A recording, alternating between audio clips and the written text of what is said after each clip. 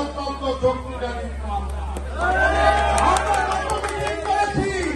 কর্মী সমাবেশ করে হাজার হাজার লোকের সামনে কর্মী সমাবেশ করে আমরা একটি আহ্বায়ক কমিটি গঠন করেছিলাম। সেই আহ্বায়ক কমিটিকে দায়িত্ব দিয়েছিলাম প্রত্যেক ওয়ার্ডে ওয়ার্ডে দিয়ে সকলের মতামতের ভিত্তিতে ওয়ার্ড কমিটি গঠন করা হবে। সেটি কি তারা করেছে? যে কমিটি ওয়ার্ড কমিটি করেছে আমাদের কোন ব্যক্তি পছন্দ নেই, তাদের পছন্দে আজকে আমার এখানে পূর্ণতা ইউনিয়ন কমিটি ঘোষণা করা হবে এবং সেই কমিটি আগামী দিনে রাজপথে ভোটের কাজে এবং বিএনপিকে শক্তিশালী করার লক্ষ্যে আপনাদেরকে নেতৃত্ব দেবে। সেই আশাবাদ ব্যক্ত রেখে সবাইকে ধন্যবাদ জানিয়ে আমার বক্তব্য শেষ করছি। কথা হবে বাংলাদেশ জিন্দাবাদ।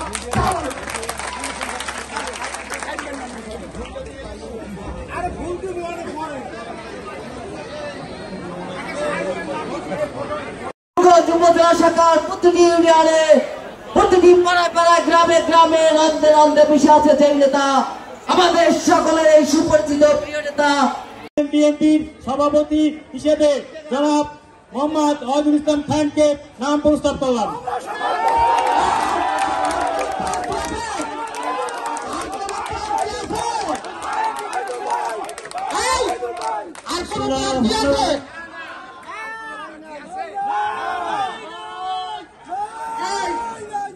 কোনো প্রার্থী নাই, তাহলে কি করবো? আচ্ছা, সাধারণ সম্পাদকের নাম ঘোষণা করেন। বিসমিল্লাহির রহমানির রহিম। আমি নিজামুল ইসলাম খোকন, বাংলাদেশ জাতীয়তাবাদী দল বিএনপি ৩ নং ওয়ার্ডের সভাপতি। আমি জনাব মিন্টু তালুকদারকে সাধারণ সম্পাদক হিসাবে সমর্থক নাম প্রস্তাব করলাম।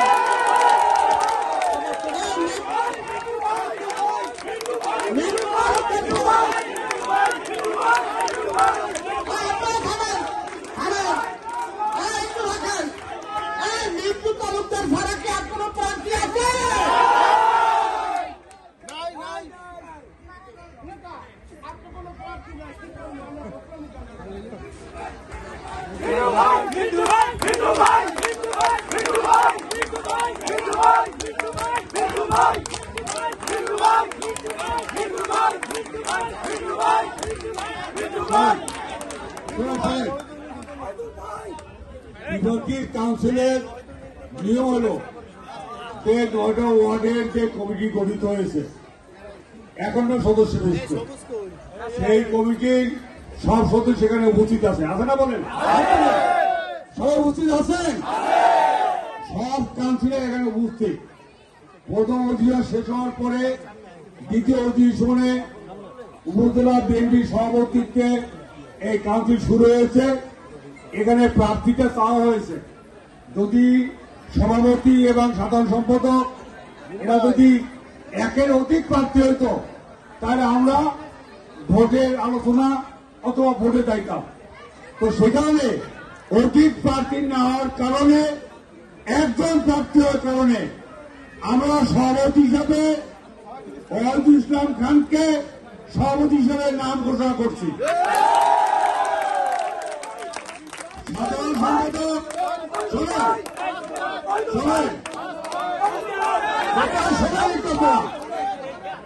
কথা শোনেন, সাধারণ সম্পাদক হিসাবে মিন্টু তালুকদারের নাম ঘোষণা হয়েছে।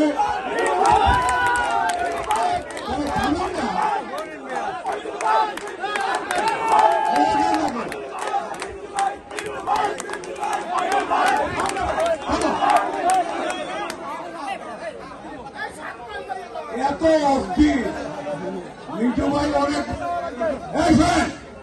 মিন্টু তালুকদারের নাম ঘোষণা হয়েছে, অন্য কোন প্রার্থী নাই। আমার মনে প্রার্থী আছে বলে প্রার্থী নাই, সেজন্য মিন্টু তালুকদারকে এই আগামী ৩ বছরের জন্য সাধারণ সম্পাদক হিসাবে এই ইউনিয়নের নাম ঘোষণা করা হলো।